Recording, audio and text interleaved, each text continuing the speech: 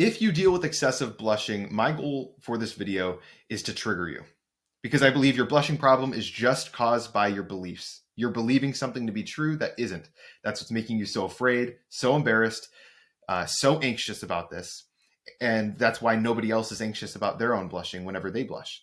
You are just telling yourself a story about the world that is not helping you. And in this video, in the next 20 to 30 minutes, I want to expose what that story is. I want to help you leave this video understanding, wow, that is why I am having this problem. I think there are a few beliefs that you currently hold that are keeping you stuck with your blushing. And I believe the way to expose those is by trying to trigger you. And so what I'm going to do in this video is I'm going to list off 7 beliefs that I currently have that I have now as somebody who has overcome this problem. And I want to see which ones you disagree with, which ones you have this like reaction to. It's like when you're at dinner or you're hanging out with a friend and they say something that you completely disagree with, whether it's about politics or religion, and you almost get that like you get that negative reaction in you. That I believe is a conflict of belief systems. They believe one thing, you believe something else, and you almost feel the need to like tell them they're wrong, or like the need to try to correct them. But in reality, it's just a belief. They believe something, you believe something else, and that difference causes that emotional reaction. And so that's what I want to spark in you, is I want to see where you are still believing something that is holding you back. And so this is a video that would normally get like hate comments from somebody who completely disagrees with me, but that's the goal of the video, is the thing that you would want to correct me on and be like, no, Colin, you don't understand, or no, Colin, you're wrong. That if you feel that reaction to anything that I say in this video, that could be the thing that's holding you back. And I want to help you break that, so that way we can eliminate this entire problem. No more pain, no more turning into a tomato, no more anxiety, no more embarrassment. Okay. So I overcame this problem over 6 years ago. My name is Colin Clem, and now I teach people how to overcome this excessive blushing on their own. And I give everything away for free that I know about this problem, so that I can earn your trust. And I hope that some of you who want to do this faster, easier, more enjoyable, and more guaranteed than trying to do this on your own, I hope that you want to schedule a call with me where we can talk about my coaching program, and I can coach you through this entire process so much faster than trying to do it on your own. And I make these videos to earn your trust. So but you can always do this for free as well. I promise if you apply everything that I teach in these videos, you'll overcome this problem. It's just hard and it takes time to do it solo. So in this video, I want to explain exactly what limiting beliefs are, and then list 7 of them that might be holding you back. And we'll see which ones you get that reaction to. And those might be the ones that you need to start breaking down to finally overcome this problem. So let's start with what a belief is, right? Let's start with a belief. Let's see if you can see this. So belief. Okay, beliefs are so critical. If you've never really thought about your belief system, you need to. It will completely change your life when you start realizing that everything that you do is because of your belief system. So a belief is something that you accept to be true about the way that the world exists or the way that the world operates. So in your mind, you're like, that's just how things are. So some good examples of some beliefs include like religion, right? If you are a Christian, you fully believe that if you follow God's word, you will go to heaven after you die. You fully believe that. Like you have no doubts in your mind. You're like, that is just the truth. But then you have somebody in a different religion who disagrees with that. So it's like, what is the truth? Well, it doesn't really matter, because we all have our own truths about the world.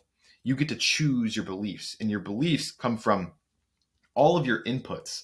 It comes from the things you've seen, the things you experience, the things you've been told all growing up. And so sometimes you learn the wrong beliefs. Sometimes you learn beliefs that don't help you. And I think this is like a huge reason why like rich people, they just That's why like rich kids will stay rich and poor kids will stay poor. I think personally, like you can blame it on government politics, all this stuff, all you want, but I think that the biggest thing is just beliefs. A rich kid believes they can make money because they see everybody around them making a ton of money.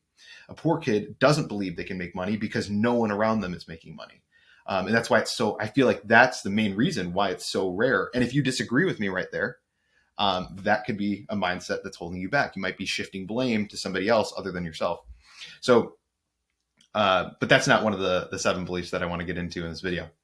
So there's tons of beliefs that we have about the world. Karma, what you put in is what you get out. In terms of if you do something bad will happen to you.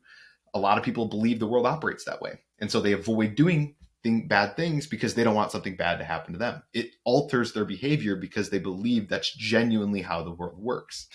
And so there's tons of these, but some of them are limiting beliefs and some of them are empowering beliefs. Okay. And in this video, we're going to be talking about limiting beliefs specifically.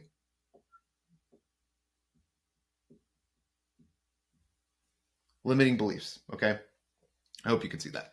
So a limiting belief is, by my definition, is something that causes you pain or prevents you from achieving your goals.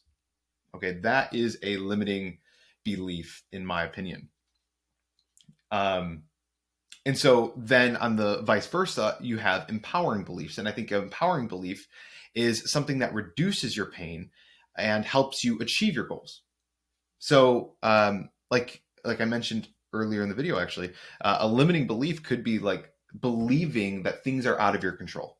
If you believe that your success is like you can't succeed because somebody else or because of this or because of that, you'll never succeed because you believe that the control is outside of you. Whereas if you change your perspective to I can succeed, I can focus on what I can control to succeed, then you will succeed if you continue to try eventually, or at least you have a shot. Whereas you never have a shot if you believe that somebody else is the reason you can't succeed in your goals. So that's just a quick example. But here are 7 beliefs that I have now as somebody that overcame this that I hope trigger you. Because if they do, that is the thing you need to work on. That is the belief that you need to break. Okay. So the first belief that I have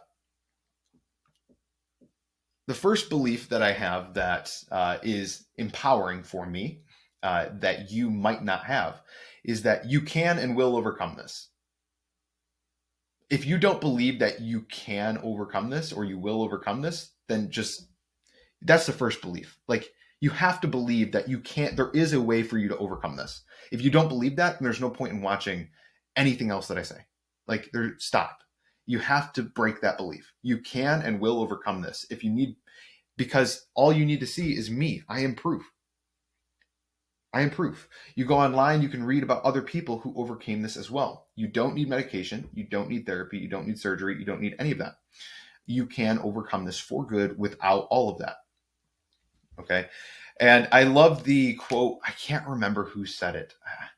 It might have been Henry Ford or somebody like that. But they said, whether you think you can or you think you can't, you're right. It's true. If you don't think you can, you can't. If you do think you can, you can. Like you can, like whatever it is. If you don't think you can do it, of course you're not going to be able to do it. And if you do think you can do it, you will figure out a way to do it. It's just how it works. So think about if you don't believe you can currently do this, think about any time in the past that you've been stuck with something, that you've been like, you've had this challenge and you thought you were stuck and then you got over it and you overcame it. This is just another one of those. It's the same thing. You will overcome this. You just like, you can't see it right now, but you will overcome this 100%. Like this will be a thing of the past. You just have to keep trying and you have to first believe. If you don't believe that you can, you won't overcome this. So the first thing is, you can. Oops.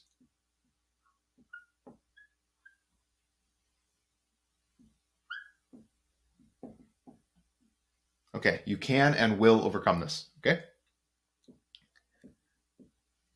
What's the second one? So the second belief that I have, this is a big one, okay, is you don't have a blushing problem and you don't have some genetic problem, period. Okay. The reason I say this is you may blush more often and more easily than other people. Okay. It's not a problem until you tell yourself it's a problem.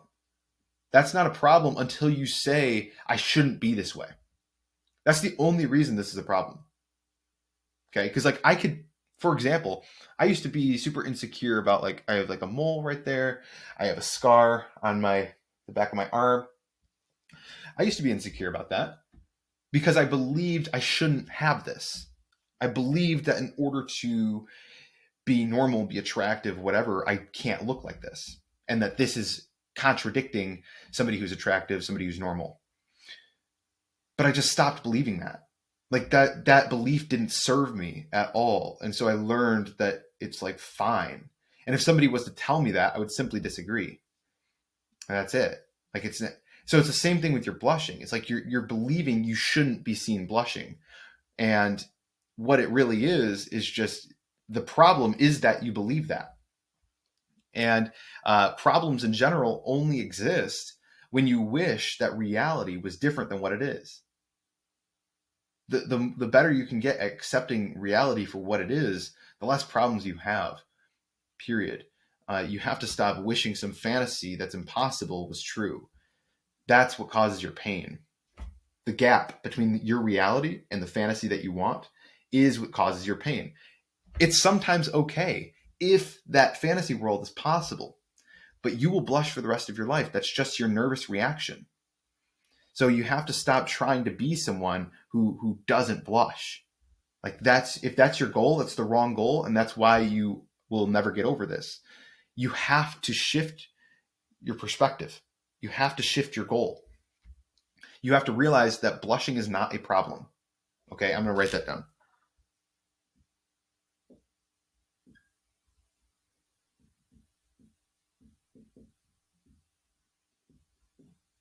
That's the second belief. If you disagree with that, that's the source of your pain. That is the source of your pain. Blushing is not a problem. Like going in front of an audience and your cheeks turning red is not painful. There's nothing painful about that. The pain is that, oh my gosh, I can't be seen this way. That is your pain. And that's just your beliefs talking. That's it. So stop trying to be someone who doesn't blush and instead create your fantasy of someone who faces their fear even though they're blushing. So, for example, I started like, who would I rather be? Someone who blushes and cowers away, like is embarrassed about it, acts super weird about it? Or would I rather be someone who's confident, who contributes, who acts like it doesn't bother them? I would rather be the second one. And so you need to step into that same role. You need to start raising your hand, giving presentations, stepping into this new version of you as someone who doesn't think this is a problem anymore. And you're going to convince yourself over and over that it's not a problem, and you will break that belief. So that's the second one. Let's go on to the third one. The third belief that I have now that I overcame this is that you are to blame for this. This is a big one. You are to blame. Stop blaming trauma. Stop blaming somebody that points it out. Oh, I wouldn't have this problem if they didn't point it out. Stop. Because when you do that, you're giving that person control. When you do that, you're saying, I will have this problem until they change their behavior. And you're asking the world to change. Losing battle. You will lose that battle for the rest of your life. There will always be people who will make comments. There will always be people who will bother you. But you can only be bothered if you let it bother you. Okay? It takes practice and it takes intentionality, but your actions, your reactions, your tendencies to overanalyze things, your lack of self-confidence, your lack of mental toughness, all of that is why you are struggling. It's your fault. It's your fault. You have not trained yourself to learn to handle these situations. You are extremely sensitive to these situations right now. And you have to stop being so sensitive. You have to learn to develop confidence in yourself, to stop caring as much about what someone says about you, to stop caring as much about being judged. about stop trying to seek approval from every single person on the planet. It's okay if people don't like you. Okay. This is your fault. You are to blame for this. And it sounds tough to hear that, but that's good. It means you're in control. It means you're in control. The longer you continue blaming past trauma and other people and all this other stuff, you'll never overcome this. Like, you have to be like, okay, what can I do about this? And then you start focusing on what you can control instead of what you can't. So the third belief, I can't even write with this thing.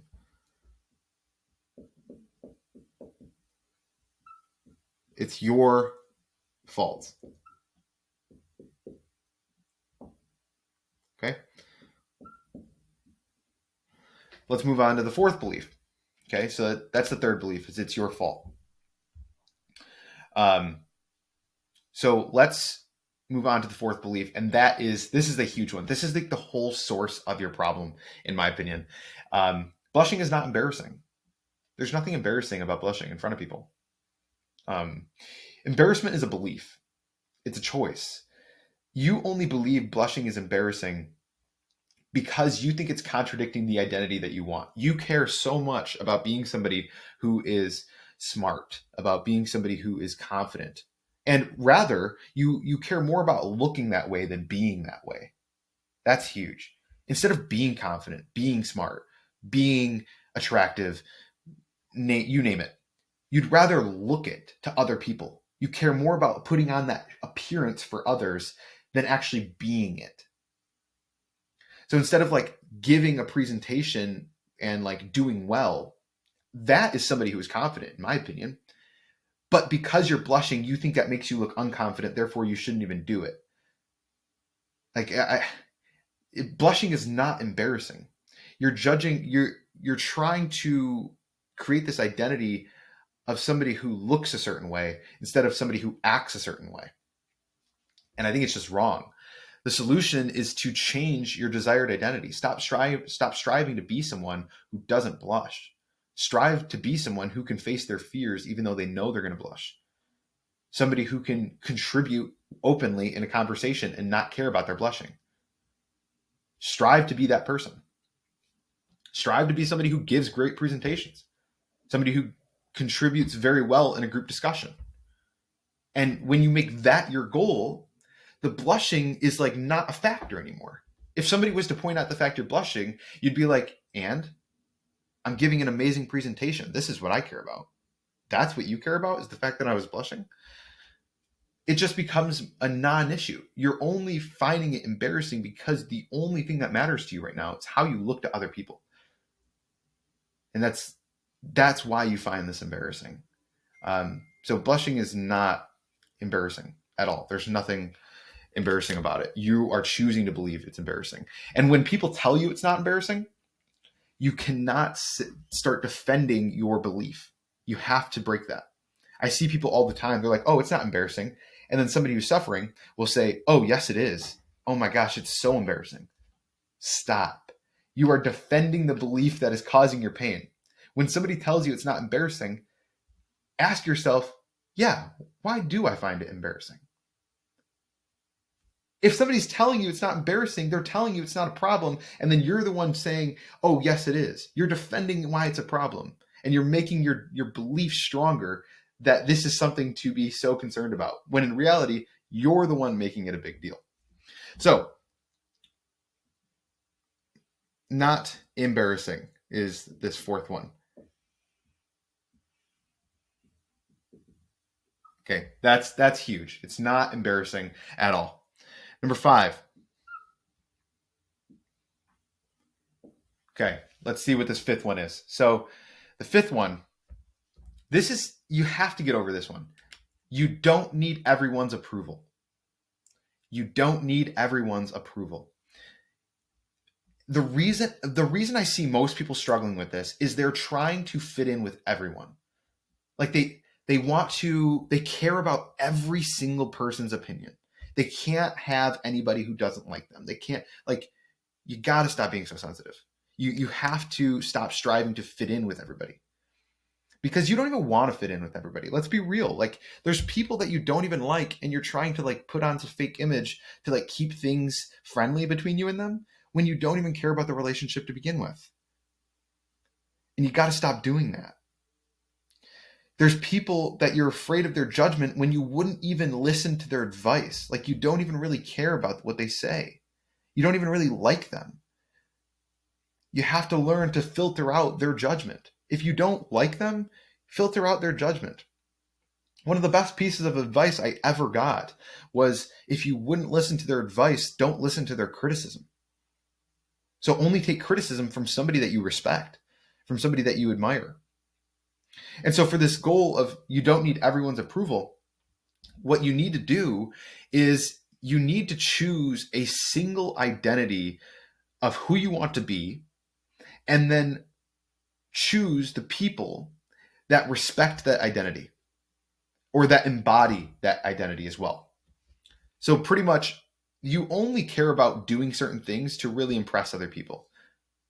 It could be the future version of you. It could be other people around you. But the worst way to live is to try to please everyone all the time, because then you're putting on a different identity depending on who you're with. You're trying to be this type of person with these people. You're trying to make jokes you wouldn't normally make with these people. You have this multiple like personality trait. And the reason that's a problem is, one, you're not being authentic to yourself, and you know it. You know it when you're in the group that you know you shouldn't be in. And this stupid like thing, something on Loom, the video software that I use, it always does this like, this thumb thing. Sorry. But two is, when you try to put on multiple identities, you open up huge opportunity for embarrassment, because when you might say something in one that might be cool in front of one group of people, but if somebody else brings it up later in a different friend group, you're completely embarrassed by it. I'm sure you've had this happen where you're like, oh, tell them about this thing that you did. And you're like, no, I'm not going to say that. Why? Because you were acting as somebody different in a different friend group than you are now. Why? Like, why are you doing that? Be your true, authentic self, and then find people who respect that. Or vice versa. Find people that you respect and then act like them and make that the new version of you. You can do either one, but stop trying to please everyone all the time. You have to be willing to be like, I'm sorry, I'm not trying to impress you anymore. You don't have to say that to somebody, but in your mind, if somebody like is giving you feedback, criticism, judgment, whatever, you can in your mind be like, I'm not going to take that advice because I'm listening to these people over here. You know, or if somebody tries telling you you've changed or whatever, in your mind you can be like, yeah, I have, because these are my new friends. Like, these are the people I respect now. These are the people I look up to. These are who I want to become. And it's like, you just learn to be okay with losing their approval in exchange for somebody else's. And you just have to pick, you have to be very intentional about who you're trying to impress, who you're trying to be. So this fifth belief is that you don't need everyone's approval. And if you keep striving for everyone's approval, you will always be miserable. I promise you. You don't need approval.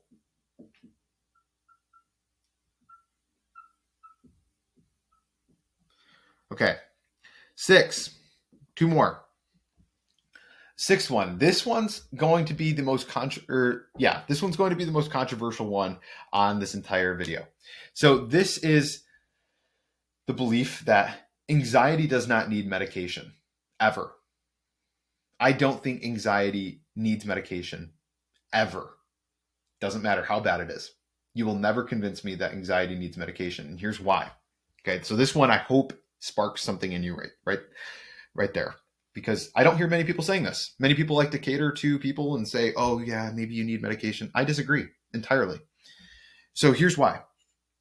Anxiety is a normal emotion. We experience these emotions all the time. Fear, self-doubt, anxiety. You can slip into hopelessness, some sort of, happiness, excitement. These are all emotions. You can't have the upside without the downside. You will always have some amount of anxiety, always in your life. It doesn't matter how good things are. There's always something to be anxious about. And so people with people with extreme anxiety, and they call it chronic anxiety or whatever, it's always just a fear of something that it feels out of your control. Always. Like, I have never seen it not that. I've tried to, I've asked people what they're going through, and it's always just a fear of something that is out of their control. That is all anxiety is.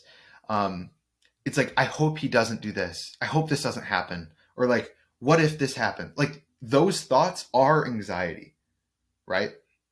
That's really the heart of anxiety. If you really ask somebody what they're feeling, it's always they're concerned about something happening. Their boss, firing them. They're worried about being stuck in this job forever. They're worried about somebody getting into a car crash and dying. They're worried about their kid, getting hit by a car. It's always an anxiety about something. They're worried about getting sick, based off of what they eat. So they have this health sort of anxiety. There's always something that they're so afraid of. And I don't think any of that needs medication. I think you solve fear by confronting it, by planning for it, by becoming more skilled at handling the situations as well, so that you can get the outcomes you want. And then you can also become more comfortable with the bad outcomes as well that currently terrify you, right? The more you run away from a situation that makes you anxious, the more scared you're going to be of the outcomes of that situation. You have to stop running away. When you feel anxiety, the reason why people take medication, in my opinion, is they're too afraid to confront that feeling. They resort to medication as the cop-out, as the easy way out, and then they say that they need the medication. I completely disagree. I think it's just fear. It's just extreme fear. It's not easy to confront, and I'm not going to act like it is. But that is the truth. And so I will never take medication for anxiety in my life, ever. I experienced blushing anxiety for 10 years. I thought I had social anxiety. It was just a fear of blushing in front of people because I was so afraid of them thinking something bad about me. That's all it is. That's all it is. And you have to, one, realize that your fear is blown out of proportion. The thing you are so afraid of is so freaking unlikely in most cases. And two, you have to learn to become comfortable with that outcome if it were to happen. So I know this video is about blushing, but any type of anxiety, especially, I think most anxiety comes to death. It comes down to worrying someone's going to die or worrying that we're going to die. I think I think at the heart of most anxieties, that's what it comes down to. And I think you just have to become comfortable with the idea of death. If you get plan what's going to happen, what are you going to do, right? It's not fun to think about it. And then they're too scared to even talk about it because it makes them anxious. It's no, that's exactly why you need to get over this fear. You're just afraid. You have to confront it. You have to start talking about it. You have to become more comfortable with the idea that all of us are going to die someday. And you have to plan for what will happen when that happens. Okay. And then that's where a lot of people turn to religion, right? Or spiritual things, is they know, somebody who's Christian, they fully believe they will be taken care of after they die. And that gives them a lot of peace with death. And I think a lot of that is very useful. Whatever you need to do, get comfortable with the idea that we will all die one day. And it helps alleviate some of that anxiety. So I fully just believe that anxiety doesn't need medication ever. It's just fear. It's just fear of something. Figure out what you're afraid of, then confront it to realize that it's not as likely as you think it is. And two, try to get comfortable with the bad outcome that you're so afraid of. Once you're comfortable with the outcomes, that thing won't give you anxiety anymore, whatever it is. So in the case of this blushing, the social situations that currently give you anxiety, stop running away from them. When you run away from fear, you are telling your brain, yes, you're right. There is something to be afraid of there. And your anxiety gets worse. You got to stop doing that. You got to stop doing that. Anxiety only gets better when you confront it, when you go through it, when you feel it and you're like, I'm going to go anyway. Let's do it. And you just toughen up and you go into it and you feel way better on the other side because you realize that the thing you were so afraid of isn't all that bad, or it never is going to happen to begin with. It's so unlikely. Okay. So that's how you solve anxiety, in my opinion. And of course, make sure, like, there's also stress components to it too. Make sure you're getting good sleep. Make sure you're having a good diet. Make sure you're taking any necessary supplements. Like, you've gotten blood tests, you know, if you have a deficiency of anything.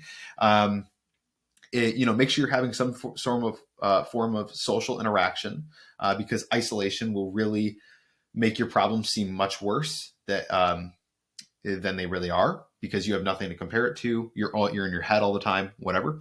Make sure you have a meaningful goal or project that you're working towards. If you don't, you will start to feel very anxious or depressed even, because you just have no purpose. You have no sense of meaning in your everyday life that you're working toward. And make sure you're confronting your fears instead of running away from them. And I think you'd be shocked at how many of your mental problems go away when you do those things. So that's the sixth one, is anxiety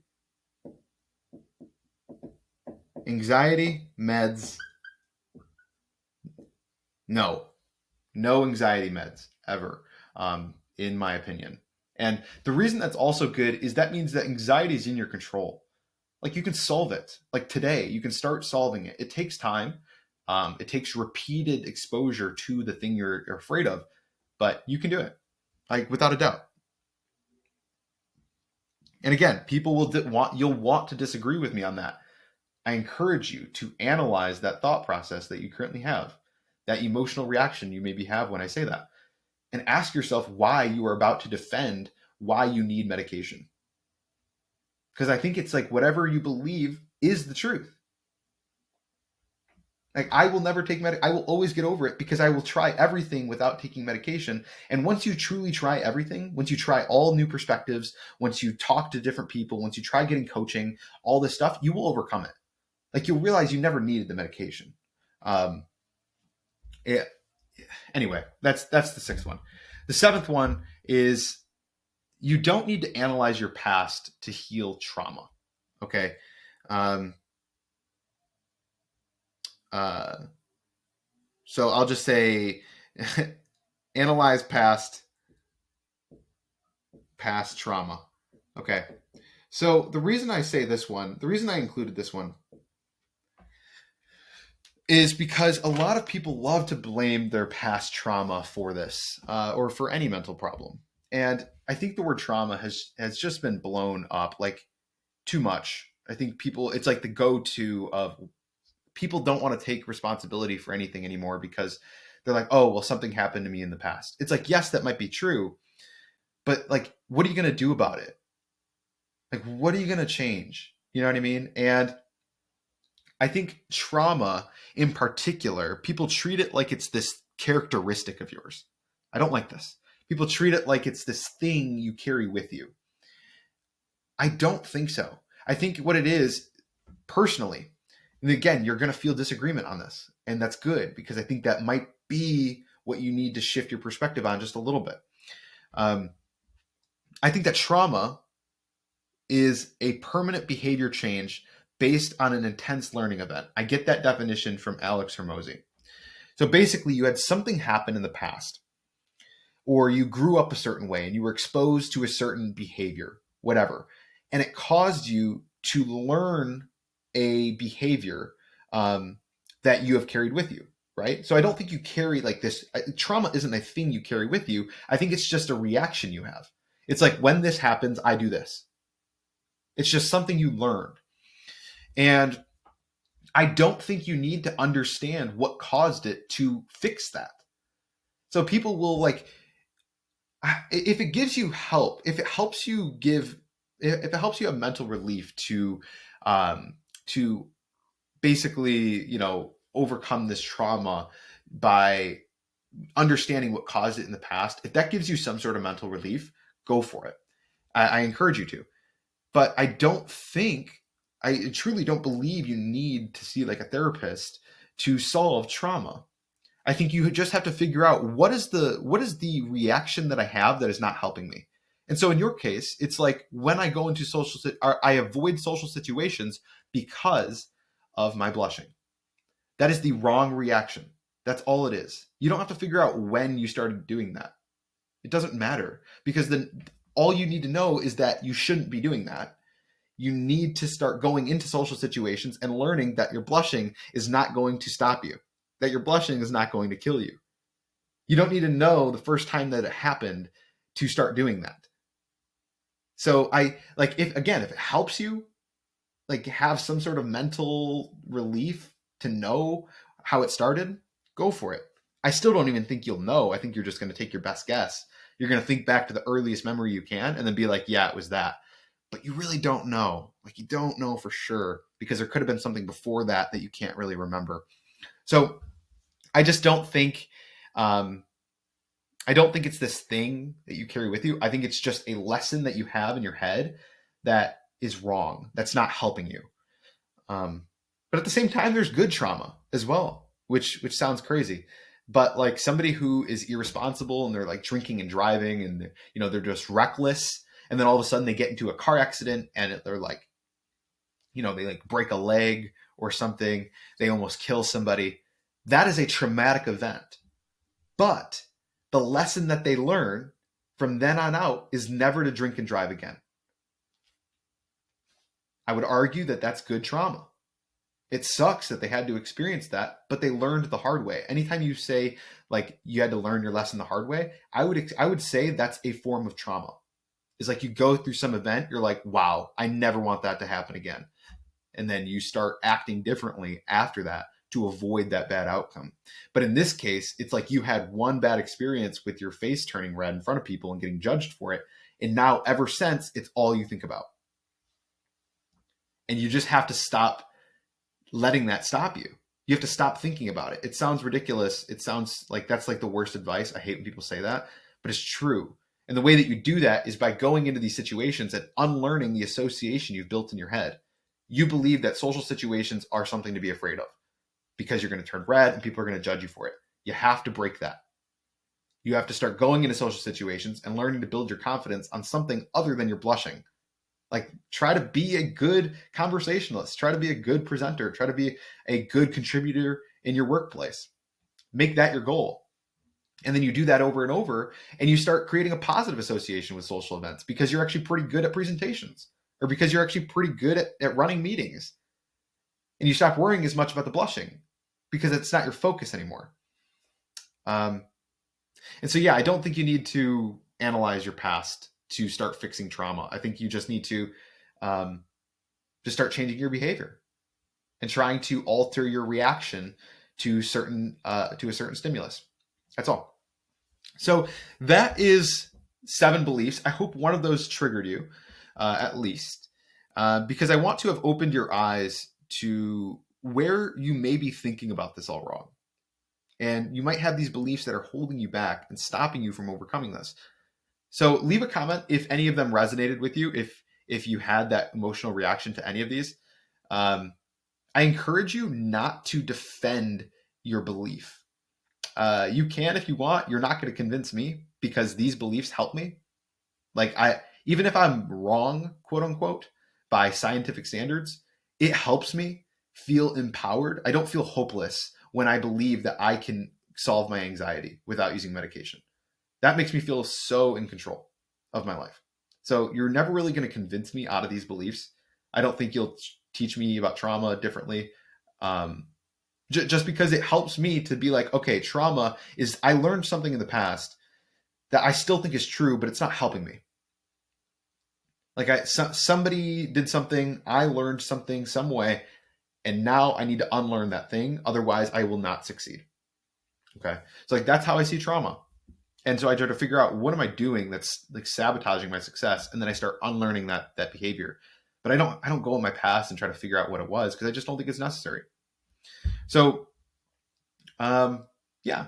So if you're still unclear on any of these, leave a comment and I will try to help you out. But that's really where coaching becomes valuable, is being able to have me walk you through these beliefs that you have and help you break down the specific things that you're currently telling yourself that are stopping you from overcoming this. And I hope this exposed a few of them. So if this video was helpful for you, please leave a like or leave a review if you're listening on Spotify. And I will see you guys in future videos. Bye-bye.